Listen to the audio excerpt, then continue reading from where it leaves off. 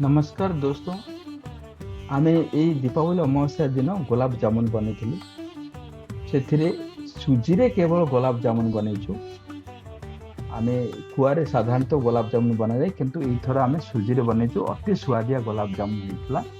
सेथिरे कोन कोन सब सामग्री लागिथिला से सब जा आसंतु देखिबा। वर्तमान कड़ाई बसै देबा। कड़ाई रे 2 कप सुजी नै जिबा।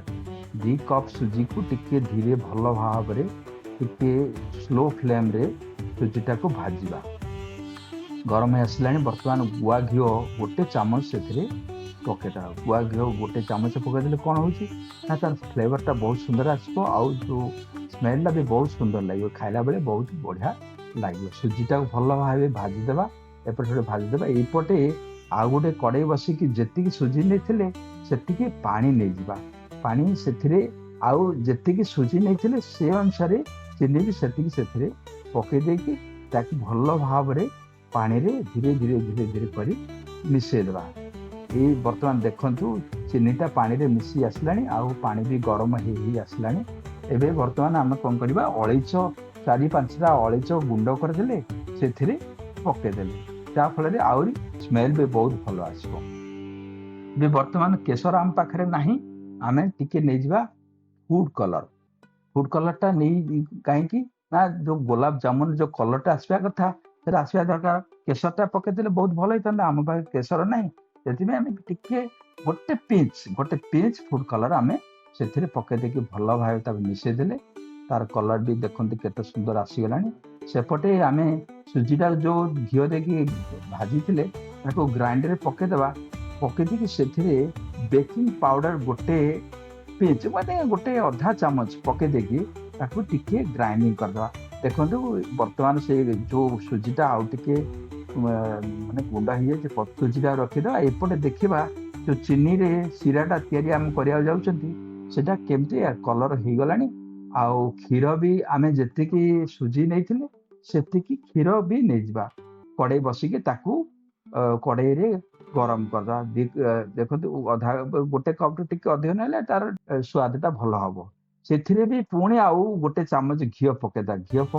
गुआ घीटा पकईले तार जो स्मेलटा आसे आउ कौन एत भल स्मेल आसे। एपटे देखिले जो चीनी सीराटा तैयार करटा अठा भली पाग आसला ना। क्षीर भी सेपटे गरम हो जाए, एपटे चीनी सीराटा हो जाए। आम देखीदेवा अठा पाग जब हो गोलाप जामुन कलापर से गोलाप जामुन रू गोटा गोटा ये पकईदे सी गोलाप जामुन हो। क्षीरटा गरम हो जाए, अलैच गुंड टे पकई देइछंती। वर्तमान से आम पकईदेवा जो सुजीटा करथिले ग्राइंडर करथिले ताको पकई देके आस्ते आस्ते सुंदर भाव जल्दी जल्दी घाटिया पड़े। सेपटे फ्लेम कमेदेवा। एपटे जल्दी जल्दी घाटिया पड़े कहीं से सुजीटा जब गोटा गोटा रही सेटा आउ भल हेनी। तार माने गुला कला सुविधा हेनी। एबे बर्तमान ताको घोड़ेदेवा। कि समय घोड़ेदेले से सफ्ट हो कहलिया हो। आउ एबे सुजीटा होगला, अटा तैयारी होगला। अटारे बर्तमान आम अमूल पाउडर पकई देकी ताकू किछि समय भल भाव एपट सेपट करके दलीदेवा। दलिले कौन हम जिते दल गुआ घी पकईदेवा से पकईदेला दल कौन से सफ्टनेस आसो। जिते समय आप दलिए से गोलाप जामुनटा से तो सुंदर भाव फुल। तापर छोट छोट बेसी बड़ बड़ गुला करवानी, छोट छोट गुला करके रखा। रखिकी धीरे धीरे नहीं आम जो कड़ाई बर्तमान कड़ाई बसईदेवा। कड़ाई तेल 200-250 ग्राम 300 ग्राम नहीं जा। 300 ग्राम तेल नहीं जा।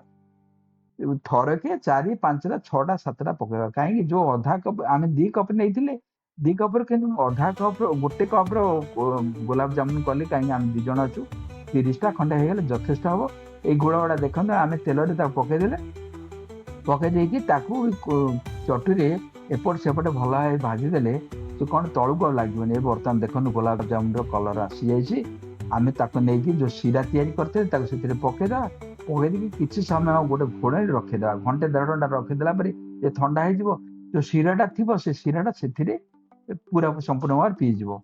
तापर आम खावा पूर्व कौन करवा, पिस्ता बादाम गोटे गोटे पीस से लगेदा। तार टेस्ट आउ भल आसीज आ खाया भी भल लगे। अति सुंदर घरे भी तैयारी करि परिबे। बाजार जीवा दरकार नहीं। जेकोसी त्योहार आपंकर करें गोलाप जामुन आ बहुत सुंदर टेस्ट भी बढ़िया अच्छी, बहुत भल लगुच। ଆଉ ହାଇଜେନିକ୍ ବହୁତ ବଢିଆ, ପେଟ ଖରାପ ହବନି। ଏମିତି କରନ୍ତୁ, ଆପଣ ମାନେ ବି କରନ୍ତୁ ନା, ଲାଇକ୍ ସେୟାର ପସନ୍ଦ ଟିକେ କରିଦିଅନ୍ତୁ।